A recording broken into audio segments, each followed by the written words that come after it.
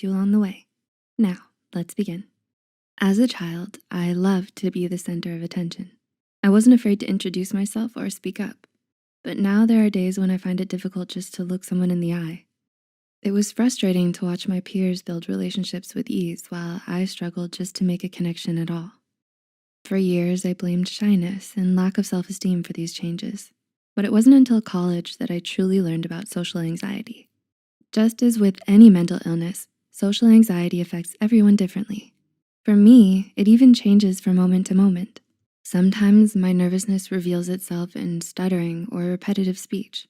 Other times, I freeze. I've learned a myriad of coping mechanisms, some more helpful than others, and techniques to understand the root of my anxiety. But none have been more beneficial than therapy.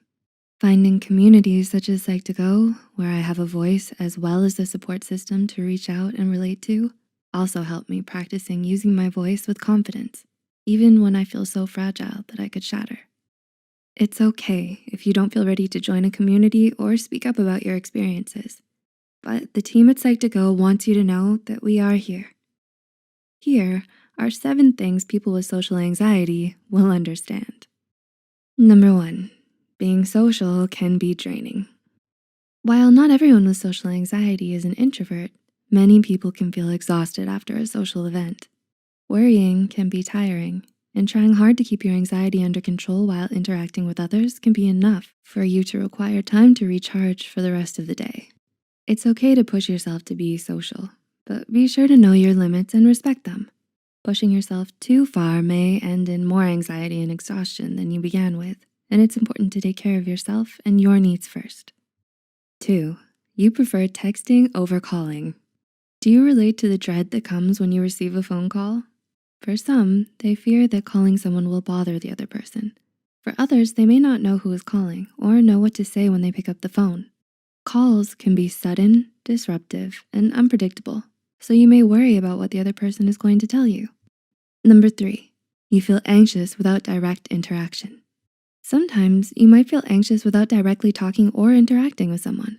Just being aware that someone is watching you can be difficult. For some, that occurs when they're eating or doing other simple tasks. The fear can stem from judgment for doing something wrong or differently. But more often than not, people don't pay attention as closely as you think. Number 4, when it comes to friends, quality is greater than quantity. Not everyone's idea of fun includes hanging out with a huge group of people or going to a party. It can be intimidating to be around a lot of people you don't know, and you'd much rather prefer to spend time with a few close friends. The beauty of life is that no 2 experiences are the same, so there's a friend out there for everyone, even if you may be socially anxious. 5, it's not all in your head. Social anxiety can manifest as physical sensations for a lot of people. These symptoms are similar to feeling embarrassed, sweaty hands, blushing, hyperventilating, but can feel more intense and last longer. In fact, facing social situations can potentially lead to panic attacks for some people, while others feel physically ill or faint. These physical symptoms may be scary, but they rarely are threatening to one's immediate health. Number 6, you feel like everyone is judging you. When you're socially anxious, it can feel like you're under a magnifying glass all the time. You feel overly conscious about yourself and project those worries onto other people about their perceptions of you. But just because you're monitoring every detail about yourself doesn't mean everyone else is too. In reality, people aren't as focused on you as you think, and they likely have their own worries too. And number 7, you are your harshest judge.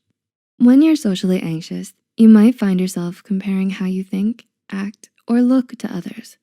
This self-criticism can seriously hurt your mental and emotional health, and it's important to treat yourself more kindly.